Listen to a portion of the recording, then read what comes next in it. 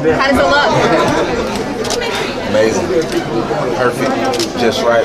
Just how we want it. It's not your average school store. After all, how often does a Grammy-nominated hip-hop artist with millions of online followers appear for the unveiling of a school store?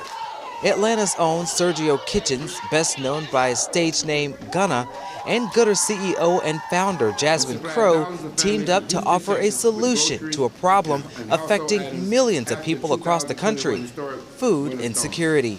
Let's give it up for that. Last Thursday, Ronald McNair Middle School in College Park, Georgia, welcomed Gunna and Crowe with open arms.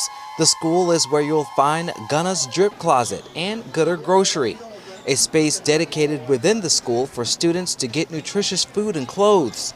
In order to get the items, students' families register online, explain their needs, and a faculty member from the school escorts the student to the store to fulfill their requests. Ronald McNair Middle School is a Title I school with 833 students, most of them disadvantaged, both economically and educationally.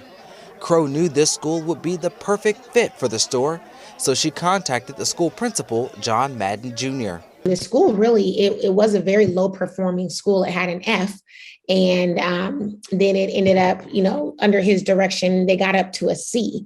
And then, I was like, this is it. Like, as he was talking to me about just the need, I was like, it was great. Then I found out that Gunna and his 4 brothers went there, and at times his mom would be a substitute in the school cafeteria. Jasmine Crowe founded Goodr in 2017.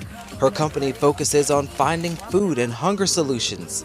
She says the store cost $50,000 to set up and fully stock with food and clothes for the rest of the school year.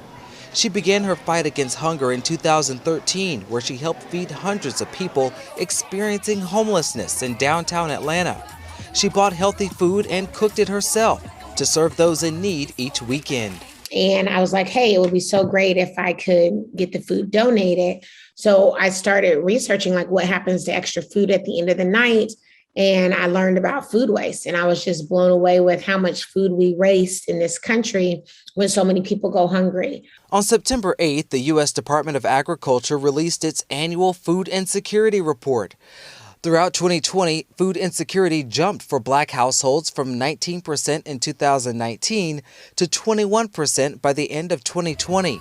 The report also found food insecurity rates among Black people were higher in southern states. Crowe says larger food hunger organizations often get most of the money and resources, which she feels isn't as effective to stopping hunger. The stats come out, oh, let's donate more money to the food bank. The food bank has always been receiving donations and people are still hungry. So why don't we say like, hey, let's look at some other options. Let's fund this. And I think, because I'm a Black woman, because I'm in Atlanta, because I'm saying the things that no one wants to have said, we don't get the same support.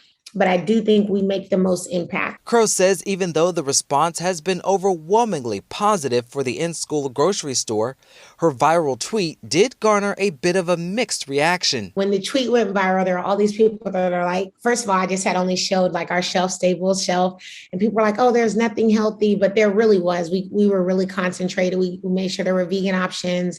There was fruit, there was vegetables. All those things are going to be replenished weekly. Crowe says foods placed in the store are intentional to specifically meet the needs of the students and families. The idea for this store was also understanding that a lot of these kids are the adults, like they're the secondary adults in the household.